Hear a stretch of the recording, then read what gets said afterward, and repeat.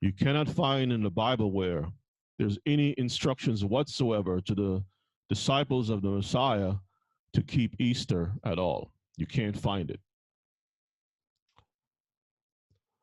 You can't find anywhere in the Bible to celebrate Christmas and Valentine's Day and all this other stuff. But it doesn't matter to the heathen because the heathen is in charge.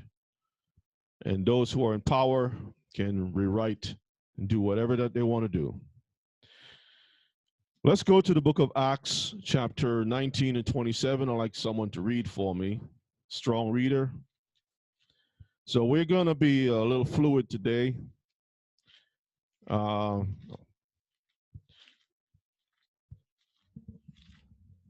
I'll be quick about stuff so I can be able to get things ready for Pesach. Acts 19 and verses 27. Let me pull that up here for the Mishpachah.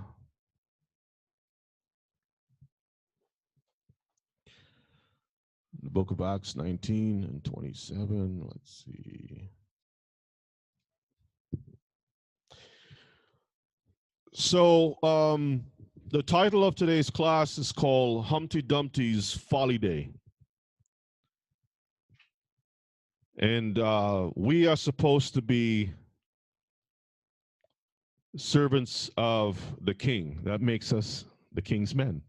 Is that correct? But the Bible speaks about Humpty Dumpty is going to have a great fall. Book of Revelations. Is that correct? And let's see if the king's men is going to be picking this thing up. Are we? Are we going to be picking it up? Okay. No, we're not, family. We're not picking up any rotten eggs. Okay, so the book of Acts, and we're going to read chapter 19, verses 27. Now, I'm not going to go into an in-depth study about Easter. To be honest with you, family, I've come to learn over the years that sometimes it doesn't even make any sense to go through all those kinds of study because it's just not in the book. It's not a practice of Israel. It's good to break certain things down for people who are trapped behind the prisons of churchianity. But there's so much information out there, they can Google it for themselves. You have so many books, videos, you name it. A lot of information all about the practices of Easter. You go to school, you can go to the library if you're a student. I used to spend a lot of time in the library at school, taking books home, right, Ima? Yeah, I missed that. Missed those days. Now it's PDF. Everybody's PDFing. Send me the PDF. No, you need to go carry some heavy books around. PDF. All right, so Acts 19 verses 27. Who's going to be my reader? Brother Pincus. All right. Got your microphone? Test 1 2 1 2. Okay, I'm getting a little bit of feedback. I'm not sure what's going on. Is that you or someone else? Can you close? He's good. He's good. Okay. All right.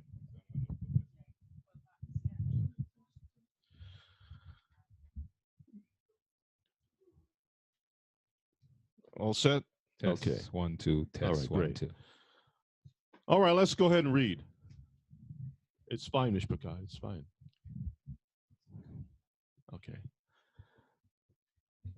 Acts 19:27. Go ahead and read, Brother Pincus, please. So that not only this our craft is in danger to be set at naught, but also that the temple of the great goddess Dinah should be despised, and her magnificence should be destroyed, whom all Asia and the world worshipped.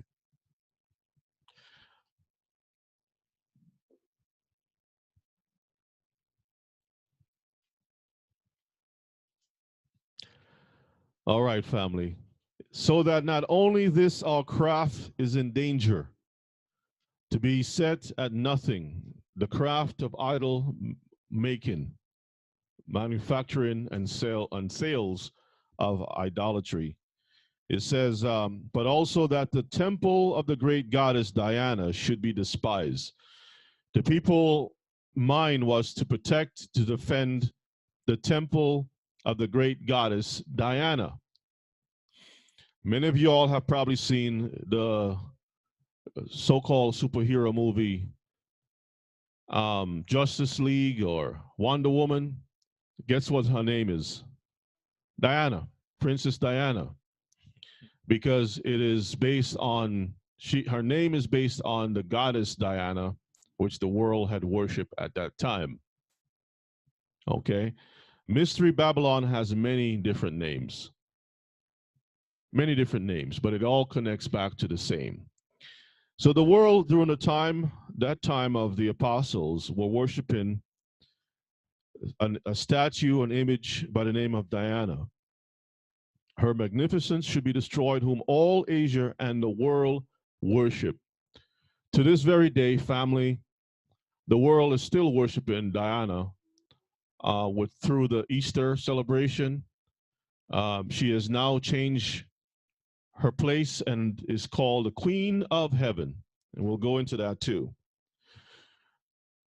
When people ask the question, why rolling of the Easter eggs? Why the bunny rabbits? Why the chocolate? Why all these different things?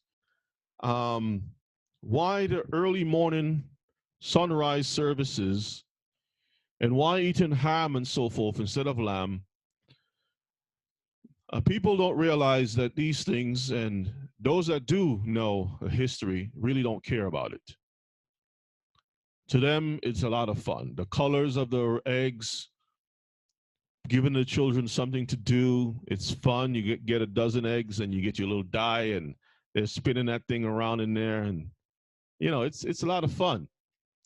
And then getting up early in the morning, well, I don't think that's fun for a lot of parents. But nevertheless, just taking your children out to an activity and watching them have a lot of fun. And they're running around trying to find these little eggs. Mama, look, I got one. And prizes given out. It is a lot of fun, isn't it? But how does the Most High feel about these things? That's the question.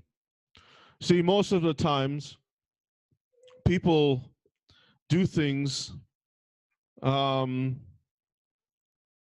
where they never stop to think, how does the Most High feel about what they're doing? In this book, I did a class on it called Pagan Christianity.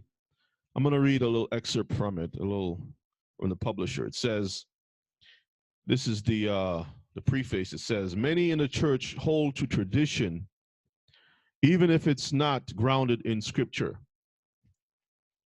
Tradition is more important than the word of the Most High. It's unfortunate, but it is very, very true. And most of the world is preparing themselves right now to follow tradition rather than the word of the Most High. And they will fight you because you are breaking up the protocols of their family celebration. Mama likes to bake this ham. It's rubbed with honey on it. All the spices is on it. Pineapple.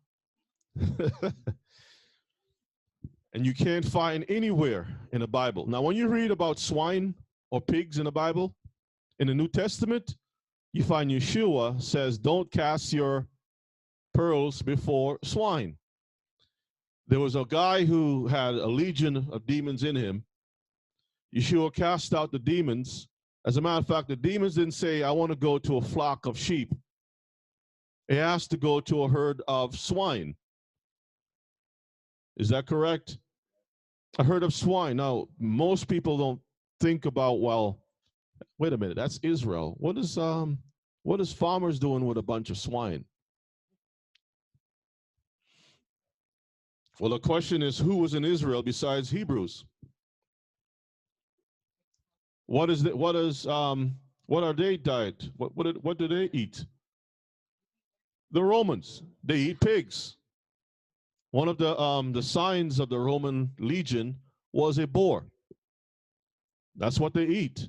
So of course they're going to have people to raise pigs for them. They don't want to have to ship in because they didn't have like UPS back in the day and um, Amazon. They had to raise the animal right on the spot. So of course they're going to have people to raise uh, pigs for them. And when they offer their sacrifices to the gods that they serve, they need to have the swine. So of course you're going to have some people that are going to be raising swine, and the Messiah did what he had to do. He cast the demons into the right place, which is the pigs. All right. So pigs is not something that was ever denoted as a good thing in the Bible. It is always denoted as something unclean. But for some reason, people ignore what the Bible has to say and they hold to traditions. But we are not going to follow a rolling of the eggs. And if you notice this Pope here, isn't it interesting how his tiara is shaped in the same way like a decorated egg? Huh? Is that interesting, family? Huh. His head covering is Humpty. This is Humpty Dumpty. Look at him. Yes, Ima. Maybe this is for this sermon that they're having during the Easter time, perhaps to wear certain tiaras or certain crowns. So this may be for the Easter time when they have it. Well, this is I think the last pope to wear that type of crown was the one who's in retirement right now. What's his name? Benedict, yeah. And you know there's a type of egg called eggs what? Kifa? Eggs what? Benedict. Ratzinger, the rat. Same, yeah, he's the same guy, Benedict. Eggs Benedict. He's the last one to wear this tiara. I haven't seen Francis utilize this tiara. Let's move on. Okay, so one of the reasons, just a refresher, why the world is celebrating Easter instead of Passover is because Constantine's Creed, which it says, I renounce all customs, rites, legalisms, unleavened breads, and sacrifices of lambs of the Hebrews, and all the other feasts of the Hebrews, sacrifices, prayers, aspirations, purifications, sanctifications, and propitiations, and fasts, and new moons, and Shabbats, and superstitions, and hymns, and chants, and observances, and synagogues, so that we don't, because of the edict that was pushed out by Constantine Christianity, we find that the world has been following this whole system. Remember that Daniel had spoken about the last stronghold is going to be Rome. Remember that. And then there's a kingdom that is partly strong and partly weak. We're still following the edicts of Rome because they're strong. When you go to school, medical school, most of the stuff is in Latin. You go to the court, you see Latin all over the place. You look at your money, it's Latin. You go to Congress, Congress is based on, or the Senate is based on Roman law. The whole system is set up on Romish law. Okay? If you look at the country of Italy, I don't know if you all have ever noticed it, but Italy is shaped as a woman's boot, a woman's foot, high heels. So the Roman woman, were still under her high heels. Okay. Now, I know that many people would say, well, Rome is not Babylon and America is Babylon. Well, listen, America is just a daughter, is just one of the children that came out from her. All right. Rome still has the power. They don't like to come out and put all the information out, but they are the richest. They got everything under their control and such like. Okay. They just put out the work that needs to be, delegate the work to the rest of the nations, and they follow it. This is why you find before a war starts off, the prime ministers, presidents, they go to the Vatican. The queen, whatever that is happening, they got to go to the Vatican, kiss the ring, meet behind closed doors, discuss whatever it is, and then they can go do their business. The European Union was formed with the setup from the Vatican. And that's a whole nother class, but this is how Europe was formed, or the European Union was formed through the Vatican. Okay. Yes. Even the Supreme Court justices, majority of them are Roman Catholics. I can't remember the exact number, but I think out of the 9, I think north of them are Roman Catholics. So most times when you're a part of a church, you're going to try to be obedient to the elite of the religion, regardless of what your profession is or your status is. That is correct. There are some Jewish people on there too, but you're correct on that. Yes, Elder. Well, you have to prove that, Elder. Okay. All right, Jeremiah chapter 7, 17 to 20 gives us some background with regards to Easter. Let's take a reading in that and gain some understanding. Jeremiah 7, verse 17. Seest thou not what they do in the cities of Judah and in the streets of Jerusalem? The children gather wood, and the fathers kindle the fire, and the women knead their dough to make cakes to the Queen of Heaven, and to pour out drink offering unto the other gods, that they may provoke me to anger. Do they provoke me to anger? He's asking a question, right? When the Most High starts asking you questions, you know this is a serious thing. Okay, go ahead and read.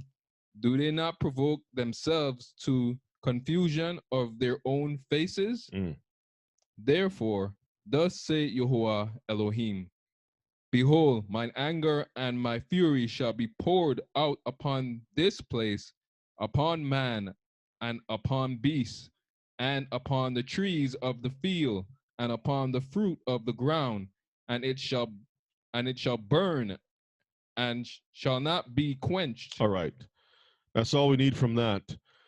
So Israel, back in the day, was making these cakes to the Queen of Heaven.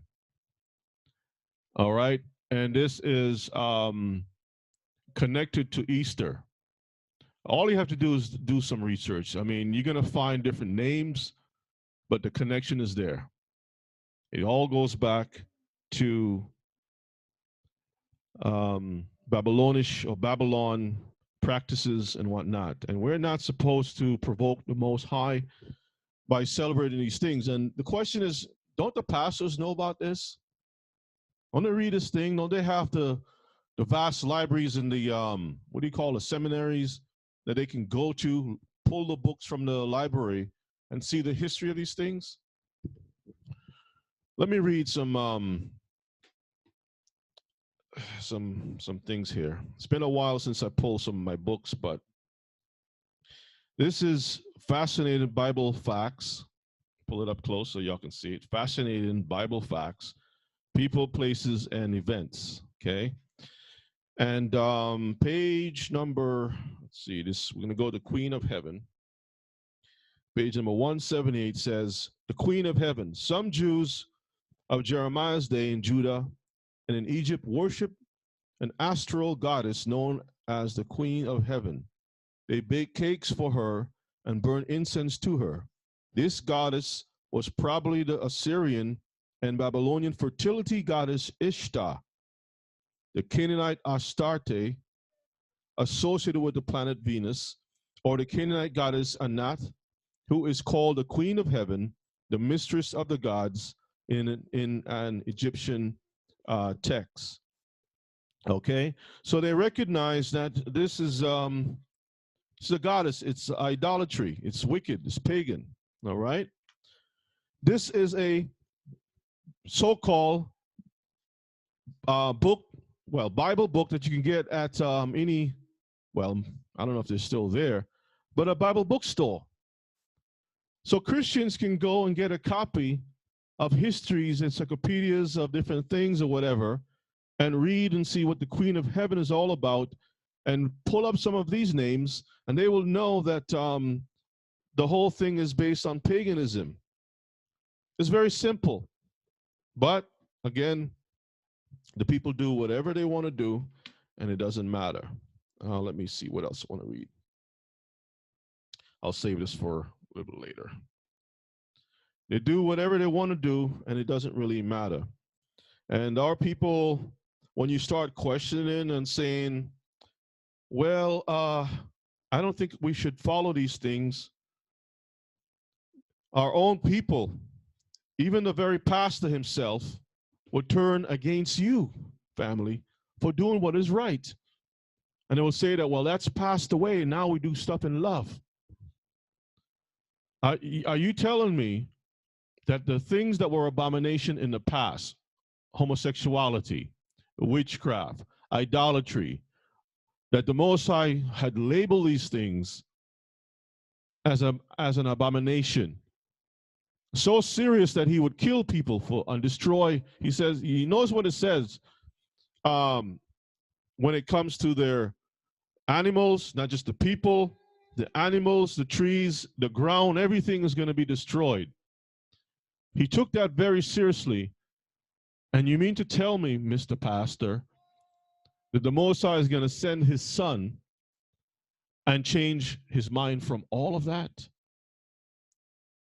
Does that make any sense?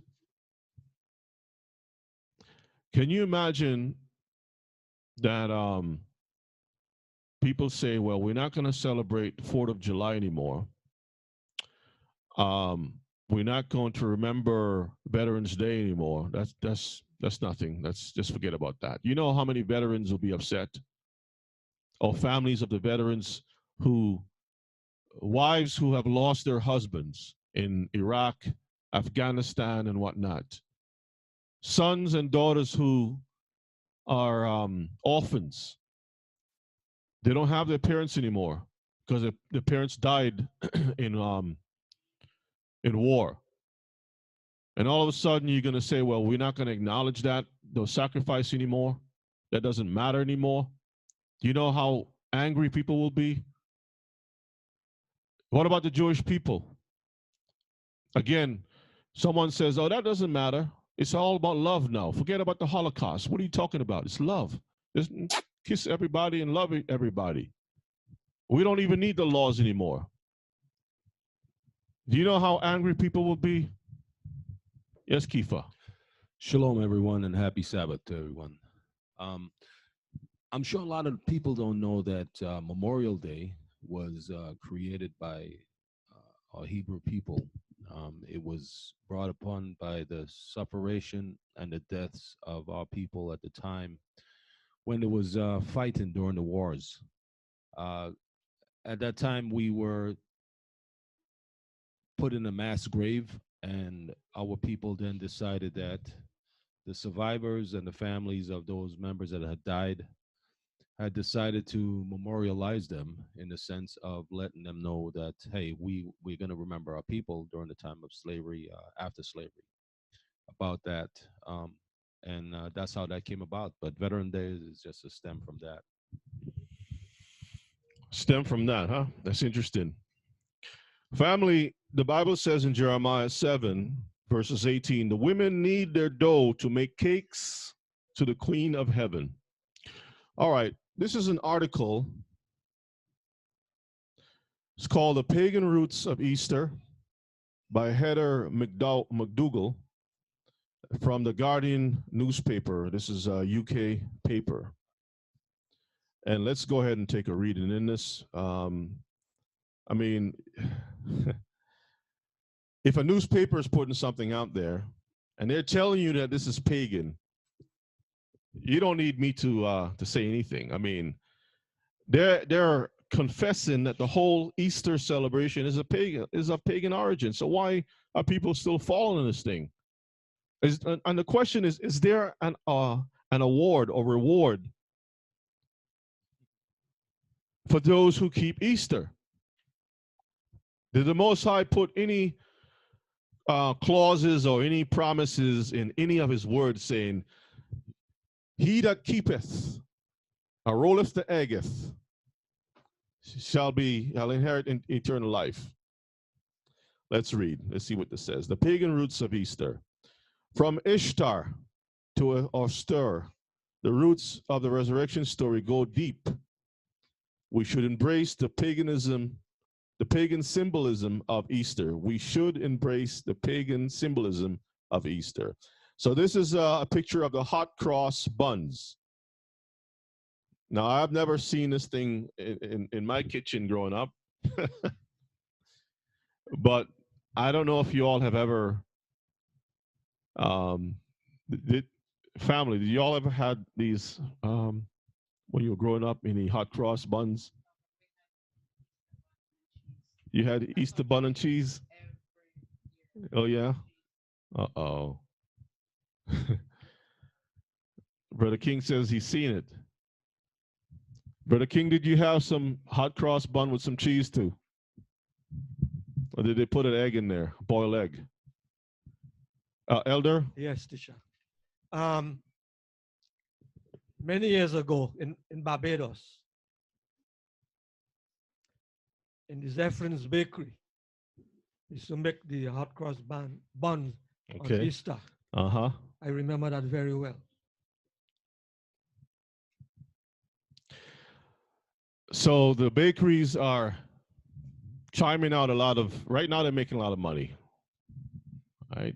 Hot cross buns and whatnot. Put the cross in that thing. But what does the Bible say about the cross? Anyone can find it for me? It's a what? Curse. Find that for me, please. So let me read this. Easter is a pagan festival. See, they came out directly and said, Easter is a pagan festival. Y'all see that? If Easter isn't really about Jesus, then what is it about? Today we see a secular culture celebrating the spring equinox, whilst religious culture celebrates the resurrection. However, early Christianity made a pragmatic acceptance of ancient pagan practices, most of which we enjoy today as Easter. Let me just highlight this word here, enjoy. Because people enjoy. That's why they do it. Okay. The general symbolic story of the death of the Son, S-O-N and S-U-N, on a cross, the constellation of the Southern Cross, and his rebirth, overcoming the powers of darkness, was a well-worn story in the ancient world. There were plenty of parallel rival resurrected saviors too. The Sumerian goddess Inanna, or Ishtar, was hung naked on a stake and was subsequently resurrected and ascended from the underworld. One of the oldest resurrection myths is the Egyptian Horus. Born on the 25th of December, Horus and his damaged eye became the symbols of life and rebirth. Mithras was born on what we now call Christmas Day, and his followers celebrated the spring equinox. Even as late as the 4th century AD, the Sol Invictus associated with Mithras was the last great pagan cult the church had to overcome. Dionysus was a divine child resurrected by his grandmother. Dionysus also brought his mom, Semele, back to life. In an ironic twist, the Sibyl cult flourish on today's Vatican Hill. Do y'all see where it flourished, family? The Vatican Hill. Sybil Lubber Attis was born of a virgin, died, and was reborn annually. The spring festival began as a day of blood on Black Friday. Rising to a crescendo after 3 days in rejoicing over the resurrection. There was violent conflict on the Vatican Hill in the early days of Christianity between the Jesus worshippers and pagans who quarreled over whose God was the true and whose the imitation. Does that sound like today with churchianity? One church is saying, we are the true church. They practice in paganism. One have all the pagan trappings, and the other one have less of it. And they're saying, well, I'm true because we don't do all the stuff that this one does, but you're doing all of these things. You're keeping Sunday. They're keeping Sunday. One don't have any Christmas. The other one have Christmas. What's the difference? All of them eat pork. All of them keeping Sunday. All of them believe that the commandments is done away with. So what's the difference? It's the same difference, right? Okay. The who? Saturtarians, yeah. The Saturtarians, Saturninians, yeah. The Adventurists, the other churches of gods and whatever. So they quarrel over who's the true and who's the imitation. What is interesting to note here is that in the ancient world, whenever you had a popular resurrected God myths, Christianity found lots of converts. So eventually, Christianity came to an accommodation with the pagan spring festival. Although we see no celebration of Easter in the New Testament, did you hear what the newspaper said? There is no celebration of Easter in the New Testament. Early church fathers celebrated it. And today, many churches are offering sunrise, quote, sunrise services at Easter, an obvious pagan solar celebration. The date of Easter is not fixed, but instead is governed by the phases of the moon. How pagan is that? So they follow these things, they worship the luminaries, the sun is rising, so they face towards the rising of the sun. You remember Ezekiel spoke about that. Great abomination. You have people facing towards the east, predicting the future. Yes, Ima. They do have it here in Georgia, also on Stone Mountain, you know. Oh, yes, Yeah, they have yes, the yes. sunrise and things for Easter.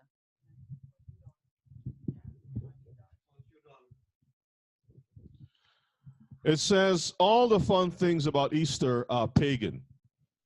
You all see that? All the fun things about Easter are pagan. Bunnies are a leftover from the pagan festival Astarte, a great northern goddess whose symbol was a rabbit or hare. Exchange of eggs is an ancient custom celebrated by many cultures. Hot cross buns are very ancient too. In the Old Testament, we see the Israelites baking sweet buns for an idol, and religious leaders trying to put a stop to it. The early church clergy also tried to put a stop to sacred cakes being baked at Easter. In the end, in the face of the fine cake baking pagan women, they gave up and blessed the cake instead. So a little bit of holy water in that. Bless it, bless it, bless it. Yes, brother.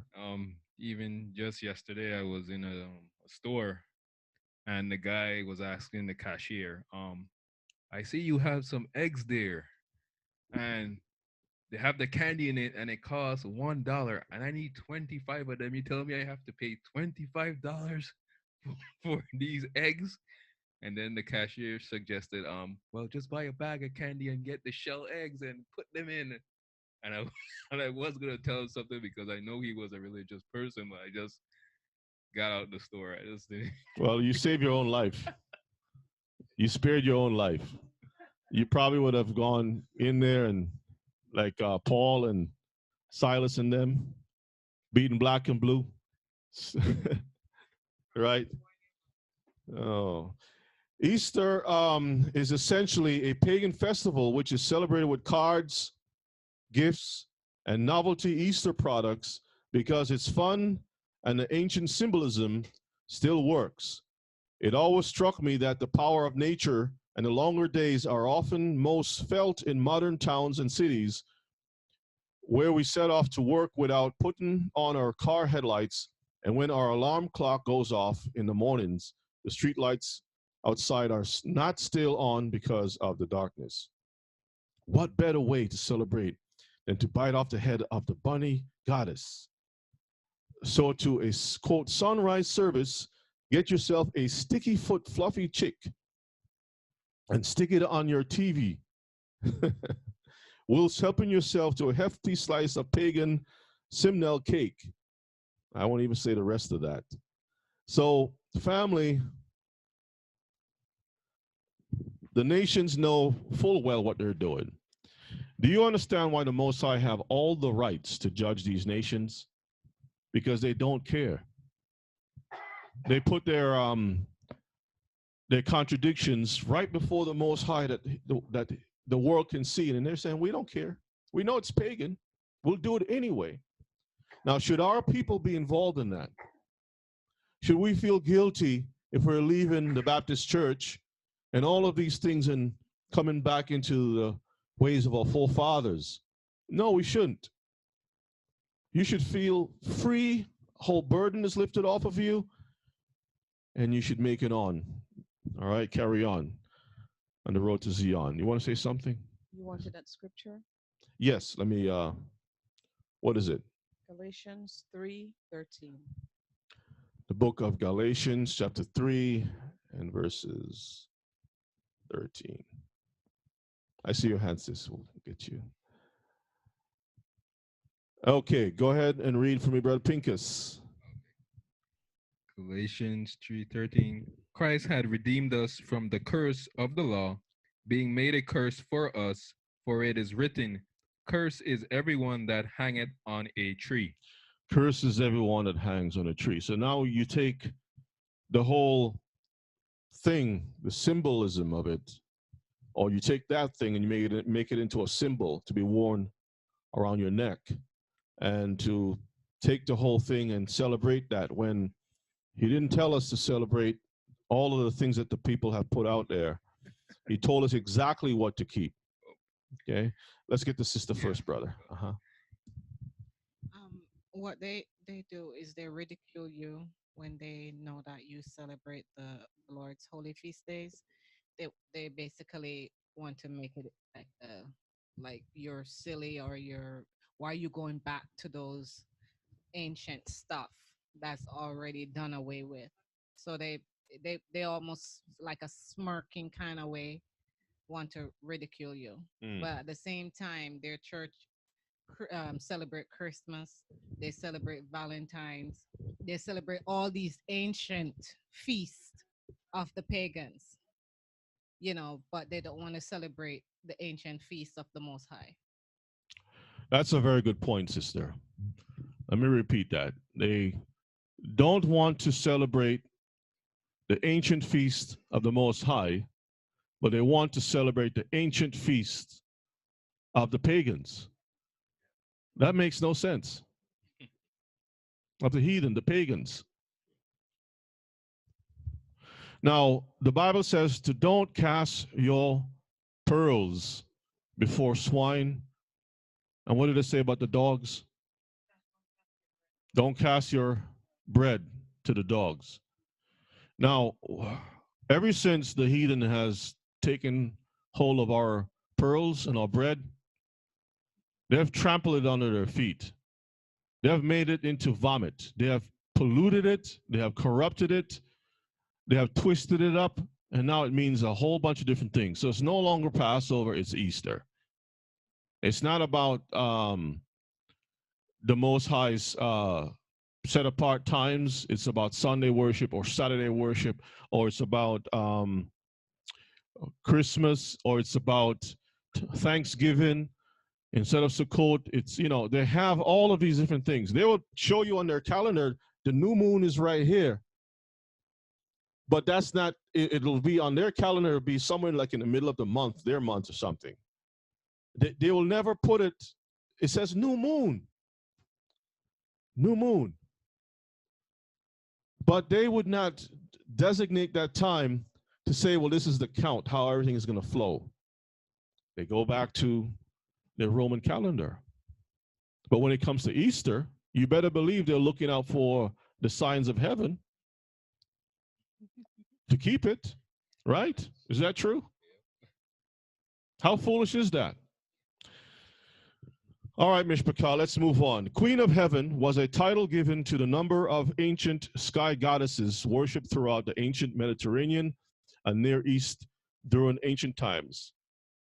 Goddesses known to have been referred to by this title include Inanna, Anat, Isis, Astarte, and possibly Asheret by the prophet Jeremiah.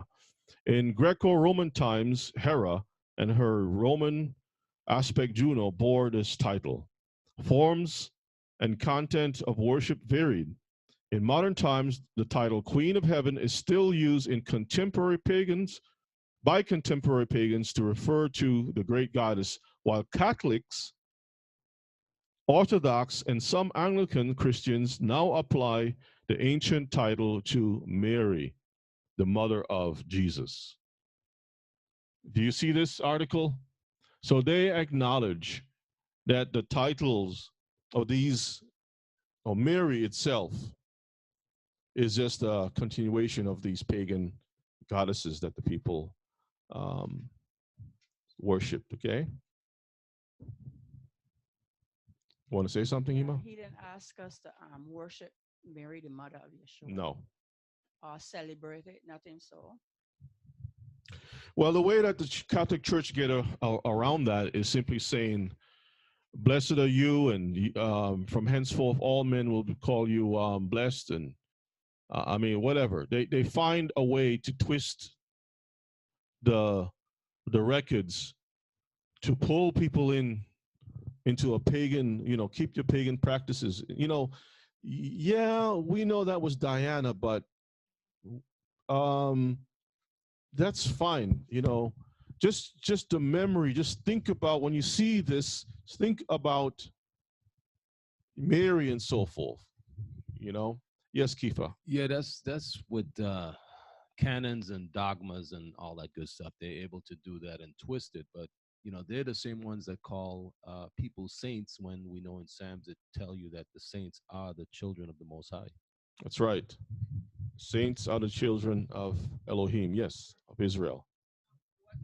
What came to my mind when you said that about them changing it? Mm-hmm. There's a saying in my country, I don't know, but you can edit it out. But Rastas, they don't eat pork. And the plate was set before the Rasta says it's pork. He said just bless it and call it Arnold. Meaning it's not pork anymore. You call it a different name. But so that's what they're doing. They're calling they're trying to quote unquote bless an already unclean thing and change the name, but it's still unclean. So it's called magic. Yeah. It's just that's all it is. It's just magic. Sleight of hand, you just moving things around and people believe it is what it is. Let's read. Astarte is the Hellenized form of the Middle Eastern goddess Ashtoreth, a form of Ishtar, worshipped from the Bronze Age through classical antiquity. The name is particularly associated with her worship in ancient Levant among the Canaanites and the Phoenicians. She was also celebrated in Egypt following the importance of the Levantine cults there. The name Astarte is sometimes also applied to her cults in Mesopotamian cultures like Assyria and Babylonia. Some ancient sources assert that in the territory of Sidon, the temple of Astarte was sacred to Europa. Europa is that female deity whom we have the name Europe is named after. Okay. Her name is the second name in an energy chant sometimes used in Wicca: Isis, Astarte, Diana, Hecate, Demeter, Kali, in Anna. Okay. So you see the word Diana? Just another name. The names, as you go to different places, they don't call it, may call it a tortilla, may call it a flatbread, may call it a pancake. What else they call it? I don't know, something. But it's basically the same thing. Okay, it's basically the same thing. So we read the book of Acts. Let's read Acts 24 to 28. So read this again. Let's go through this again. Diana. Remember the Bible spoke about Diana. The world is showing the history that Diana is a goddess not to be worshipped or was worshipped by the pagans. Let's see what the New Testament book has to say. Go ahead and read, brother. For a certain man named Demetrius, a silversmith, which made silver shrines for Diana, brought no small gain unto the craftsmen, whom he called together with the workmen of like occupation, and said, Sirs, ye know that by this craft we have our wealth. Moreover, ye see and hear that alone at Ephesus, but almost throughout all Asia, this Paul had persuaded and turned away much people, saying that they be no gods which are made with hands, so that only this our craft is in danger to be set at naught, but also that the temple of the great goddess Diana should be despised, and her magnificence should be destroyed, whom all Asia and the world worship. And when they heard these sayings, they were full of wrath and cried out, saying, Great is Diana of Ephesians. So not only were their businesses going to be disrupted, but the whole presence of worship was going to be destroyed, because Paul was saying, listen, there's no such thing as a God made with hands. You are the man who has the power. You take a piece of wood, you carve it, okay? And while you're working on this piece of wood, the other piece that you don't like with the knots in it, you take that and you make a fire, and then you cook your food on it while you're still carving this other God up. So you're using one part to burn. You're burning your God to cook food on. Or you take one tree, you make a ship out of it, and the other piece you have a piece of wood on it. You know, like those ships have those goddess in front, the helm, the front of the ship, the woman of the sea or whatever it is, to bless them, to guide them. This is why they always have a woman take a champagne bottle and break it in the front of the ship to set it off. It goes back into paganism. They're all pagan practices. So it makes no sense. Shaul is right. He's correct. You're making this thing here, and then you got to turn around and bow down to this thing. This thing should be bowing to you. The Most High made us, and he's not going to bow down to us. We have to bow down to him. Is that correct? Okay, that's the honor, that's the respect, the order of things. Ishtar, which is a Sumerian Inanna in Mesopotamian religion, goddess of war and sexual love. This is why we find the association with Easter with chocolates, sweets, almost like a Valentine Day. Okay, fertility and whatnot. Good Friday. Why do they have fish? Because the fish multiplies a lot of eggs. It has millions of eggs.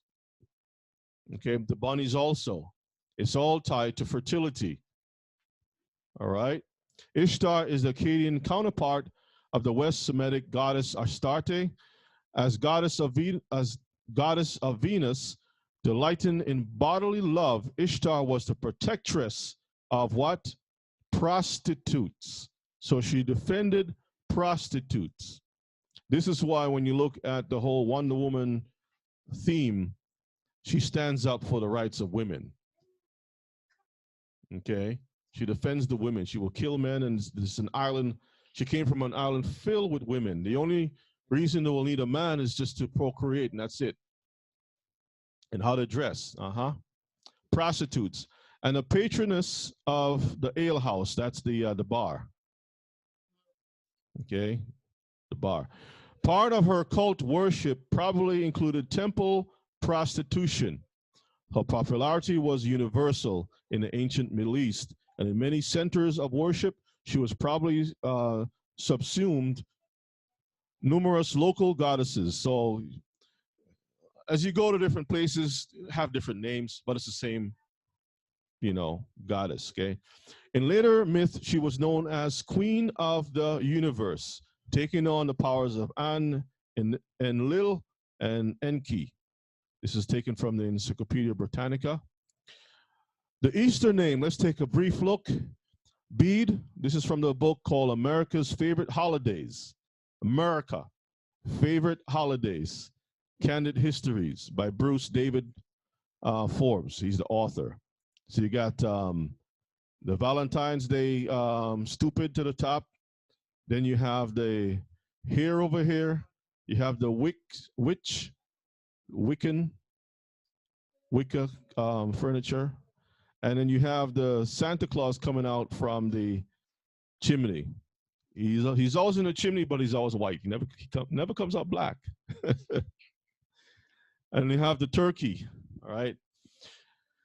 It says, Bede wrote that the month in which English Christians were celebrating the resurrection of Jesus had been called Easter month, Monath, in the Old English, referring to a goddess named Astarte.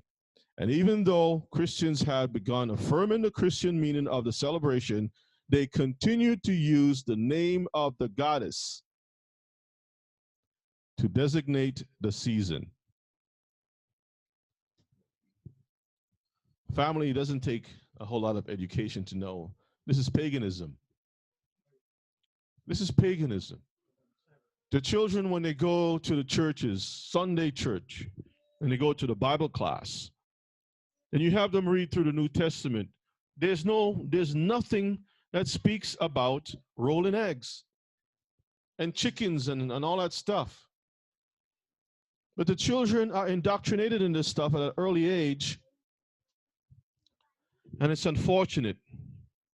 They grow up to become the carriers of a bad disease.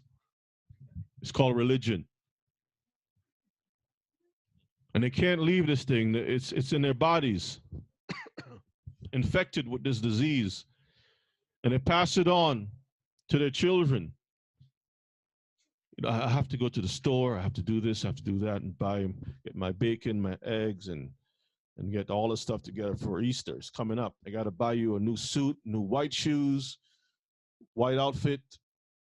The little children got the pink, the yellow, the pastel blue, or a suit, the bow tie on. If you don't have shoe polish, you use Vaseline on the shoes. That shoe will be shining with dust all over it. Right? While the hair is cut, everybody has to have a haircut, right? With the little parts and all that stuff, trimmed up real neat. I hope I'm not giving you all some flashback. Baby oil.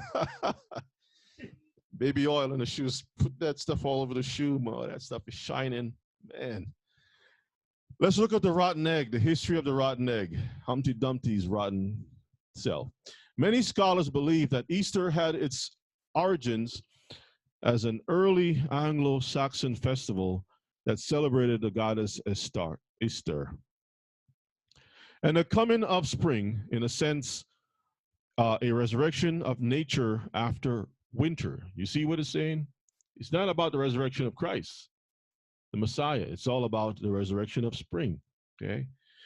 Carl Levin, professor of history and director of the Middle and Renaissance Studies program at the University of Nebraska, tells Time magazine in an email, quote, some Christian missionaries, these are the people who missed the whole thing about the scripture, the missing Aries, okay, hope that celebrating Christian holy days at the same times as pagan festivals would encourage conversion. So you see what they're doing? Let me read it again. Some Christian missionaries hoped that celebrating Christian holy days at the same times as pagan festivals would encourage conversion, especially if some of the symbols carried over. Eggs were part of the celebration of Easter. Apparently, eggs were eaten at the festival and also possibly buried in the ground to encourage fertility. So why do you think they hide the eggs? And you got to dig those eggs up. It's all about fertility. So why would you have little children run around to dabble into stuff that is dealing with sex that is beyond their time? They shouldn't even be dealing with anything about fertility until they're of age. Is that correct? At least pedophilia. Yeah, a lot of those pagan worship, they partake in pedophilia. So children are a part of their worship because they molest the children. So It's wickedness in high places. and I w- I was sent a video. I didn't like it, but they had these women, Caucasian women, running through the streets in Europe naked. I'm as the familiar day with they that. were born. Yes. And it is a form of the springtime. It's of the fertility. There is a pagan custom. So a lot of people put, They cover their skins in red or sometimes in blue, and they'll run through in England naked. yes, And the whole festival is like a carnival. Both men and women are naked, either fully naked or partly in the nude. yeah, And they paint themselves and they have things in their hair and whatnot. The Druid priests are there participating in the whole thing. Some of y'all may have seen this before, but it's very true. Now, the same people who are supposedly so intellectual will look down at Hamite people in the jungle with paint on their bodies or whatever it is, red ochre, the red dirt painted on their bodies, red ochre in their hair, and say these people are a bunch of backward people. So if you're so intelligent, why are you doing the same thing too? You have things in your ears, like headhunters, in your nose, and other places that I'll call them immensureables, right? All right, this is a picture on the screen, family, of the Mayan moon goddess and the fertility rabbit. You can see that throughout the world, it was well known to have this connection between the woman and the rabbits. Okay. And you can see this picture of Ishtar. She's naked, she's in the back of a lion, and owls is around her. And if you look at her feet, she got bird's feet and wings. It's a demon. Okay. And this is what the people used to follow back in the day. Yes, Kifa. Yeah, there's also there's also a sex toy called a rabbit also that for women. Why did they have to call it that? Why couldn't they call it chicken? It's all connected. Why couldn't they call it something else? The owl. Oh my goodness. All right, let's move on. Revelation 17, let's read. As a matter of fact, we're going to read some portions really from verses 1. Get it up on the screen.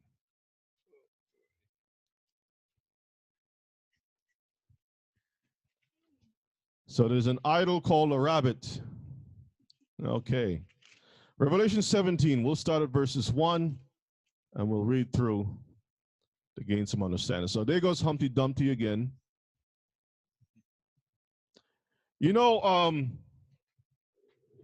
Family, there is let me see if we can pull it up.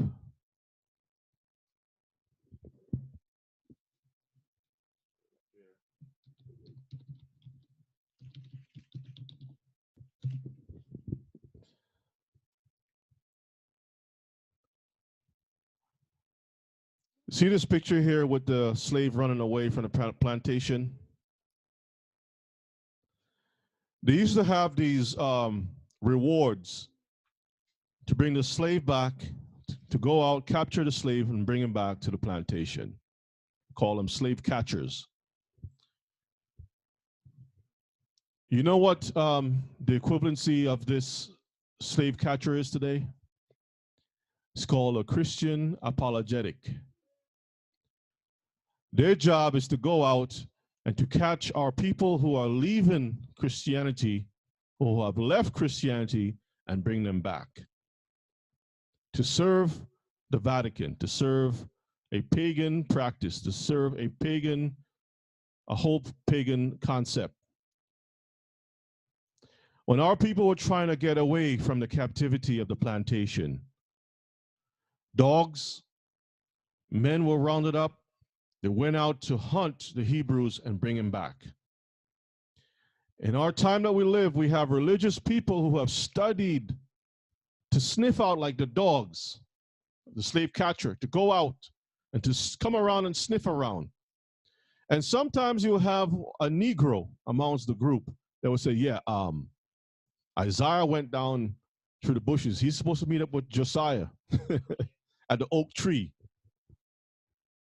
That's the Hebrew who is part of either a camp or a group or whatever it is that will leave and give that information over to the slave catcher, to the master. And then the slave catcher, which is the Christian apologist, will go out, use this information, and sniff out to try to recapture the Hebrew and bring him back. That's the role. So let's go to the book of Revelations, family, and let us take a look.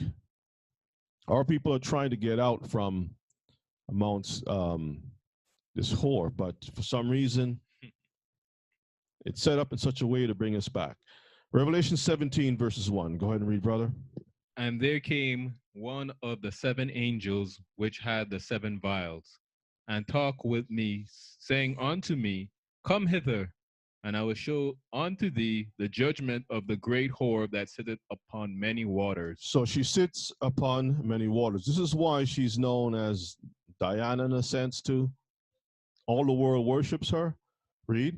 With whom the kings of the earth had committed fornication, and the inhabitants of the earth have been made drunk with the wine of her fornication. This is why when we read beforehand, where is it? Okay. The Vatican Hill was a place where many of the people, oops, did I pass it? Let me go back. All right, doesn't matter. But remember that the Vatican Hill was the place where the people were competing to prove who was who had the right form of worship and so forth. The Vatican was the place that basically Christianized or blessed the whole concept of mixing Easter and all the eggs and all these different pagan practices that they had before. The Vatican was the one who had initiated this whole thing into the religions. And to this very day, people are still following the Vatican, even though they feel that, well, we're not part of the Roman Catholic Church. But where do you think Sunday came from? Where do you think the whole cross thing came from? Okay, the worship of the cross and stuff like that. Where do you think all of those things came from? They came from the Roman Church. Okay, continue, brother. Continue on. So he carried me away in the spirit into the wilderness, and I saw a woman sit upon a scarlet-colored beast full of names of blasphemy, having 7 heads and 10 horns. Mm-hmm. And the woman was arrayed in purple and scarlet color, and decked with gold and precious stones and pearls, having a golden cup in her hand, and full of the abomination of filthiness of her fornication. and upon her forehead was a name written, Mystery Babylon the Great, the mother of harlots and the abomination of the earth. And I saw the woman drunken with the blood of the saints and with the blood of the martyrs of Yeshua. And when I saw her, I wondered with great admiration. And the angel said unto me, Wherefore didst thou marvel? And I will tell thee the mystery of the woman and of the beast that carried her, which had 7 heads and 10 horns. The beast that thou sawest was and is not, and shall ascend out of the bottomless pit, and go into perdition, and they that dwell on the earth shall wonder, whose name were not written in the book of life from the foundation of the world, when they behold the beast that was, and is not, and yet is. Sorry. Read. And here is the mind which had wisdom. The 7 heads are 7 mountains on which the woman sitteth, and there are 7 kings, 5 are falling, and one is, and one, sorry, and there are 7 kings, 5 are falling, and one is, and the other is not yet come. And when he cometh, he must continue a short space. And the beast that was and is not, even he is the 8th, and is of the 7, and goeth into perdition. And the 10 horns which thou sawest are 10 kings, which have received no kingdom as yet, but receive power as kings 1 hour with the beast. These have one mind, and shall give their power and strength unto the beast. These shall make war with the Lamb, and the Lamb shall overcome them, for he is Elohim of Elohims and kings of kings, and they that are with him are called the chosen and faithful. Are called and chosen and faithful. Let's stop for a moment. Did it say they'll make war with the pig? With the kosher pig? You sure, Kifa? It says they'll make war with what? The lamb. The lamb. They'll make war with the lamb. If Yeshua always represent himself, or is represented as the lamb that was slain, the lamb, the lamb, the lamb, why would a religion want to utilize the ham as their symbol? You're supposed to be celebrating the death and resurrection of the Messiah. Why do you use something that is infested with worms? A living creature or a creature that was designed specifically, and all through its life, it has worms in its body, and it was ordained from the creation, or from the beginning. The Most High ordained it to clean the earth, a scavenger. So you're taking the worst and the most vile creature to represent the Messiah for resurrection. These people are just simply wicked. They're wicked. The pig is so stink that I don't even understand how people can eat, what do you call that, fried skin? What do you call that stuff they eat they eat it like it's Cheetos or something? Pork skins. Pork skins? Pork rinds, yeah. They sell those things like it's Cheetos and stuff. They put some hot sauce on that thing, and they microwave that thing. And man, oh man, if you want to smell an atomic bomb, that's one. That stuff is stink. I mean, even way after you process that thing, you fried it, you process it, you do everything, you throw seasons on that stuff. Even way after that, you take the stuff and you put it in the microwave for 10 seconds or whatever it is, 10 minutes, not 10 minutes. What is it, 2 minutes? I don't even know. Kiefer, don't be an expert at that, the numbers, okay? Some Hebrew might figure out, well, Kiefer, no. Well, I don't know why these people do it. Cracklins, that's what they call it, right? Crackling. Stuff is so stink. And you're going to tell me this is going to represent the Messiah? Brother Pincus, continue on. Verse 15. And he said unto me, the waters which thou sawest where the whore sitteth are peoples. Our peoples. And multitudes and nations and tongues.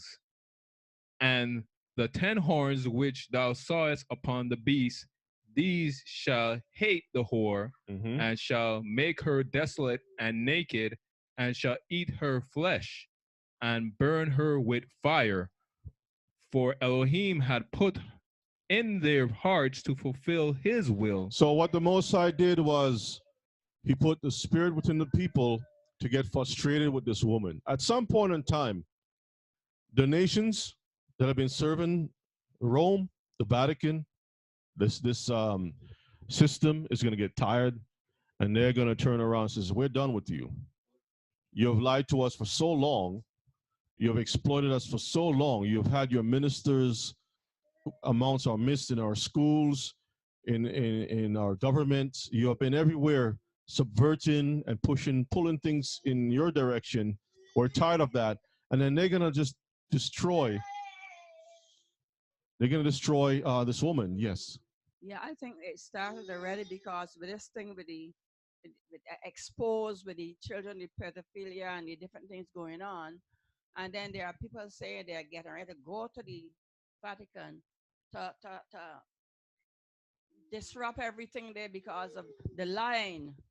So I saw that on a YouTube.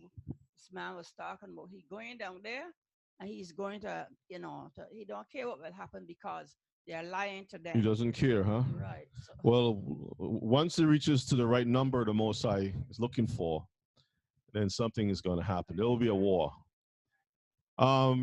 Let's continue on, brother. And to agree and give their kingdom unto the beast until the words of Elohim had, let me repeat that again.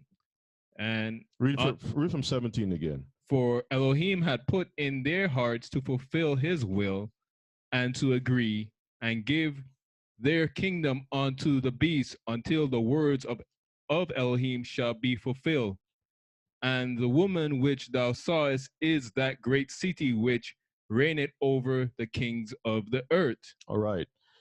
When you have some time, do the research, family, and see how much money does Christmas pull in, Easter pulls in, Valentine's Day, Turkey Day. What are some of the other ones? Halloween. If you do the research, you're going to see this is a multi-billion-dollar business. Just a one-day celebration.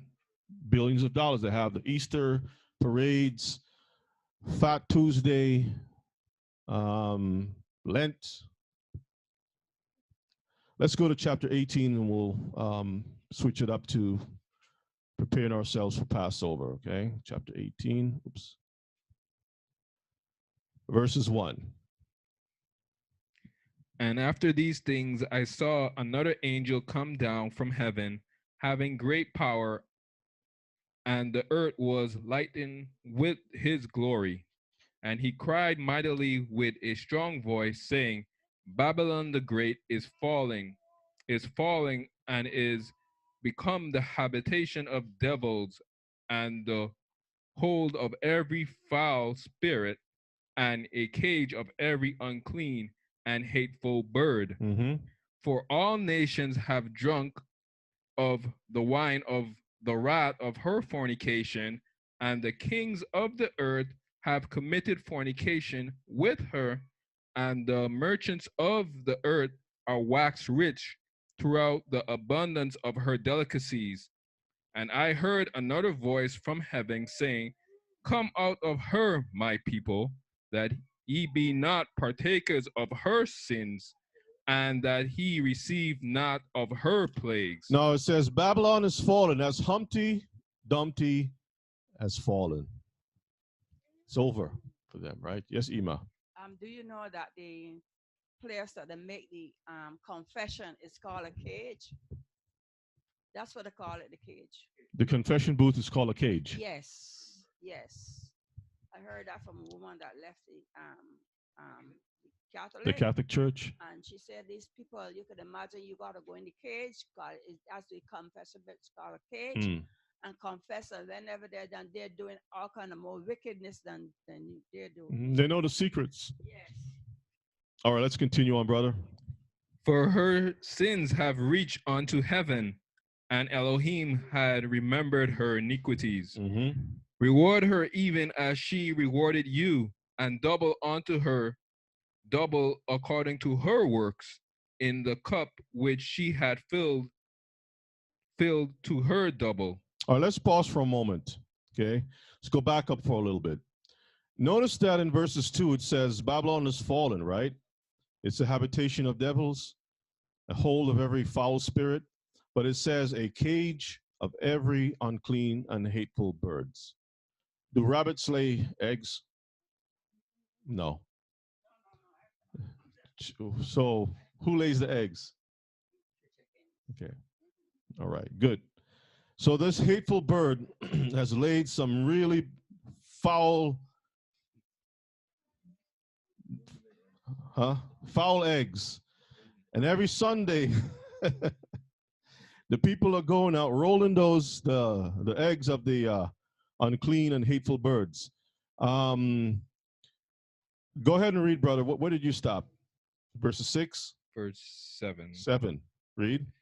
How much she had glorified herself and lived deliciously, so much torment and sorrow give her. Give it to her. She needs to be tormented. For she said in her heart, I sit a queen, and am no widow, and shall see no sorrow.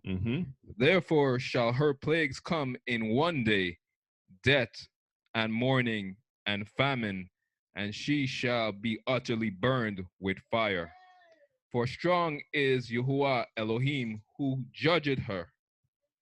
And the kings of the earth who have committed fornication and live deliciously with her shall bewail her and lament for her when they shall see the smoke of her burning. Again, if you go back and you check the European Union, how it was formed, you'll see that the treaties, it started with the Treaty of Rome.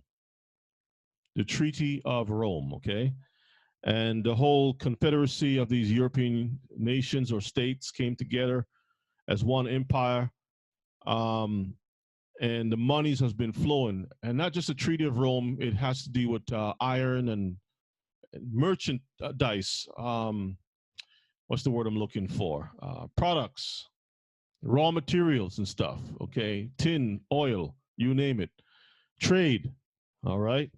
So the trade will be destroyed, and the kings of the earth will cry because they're going to see their whole thing coming to an end. Verses 10.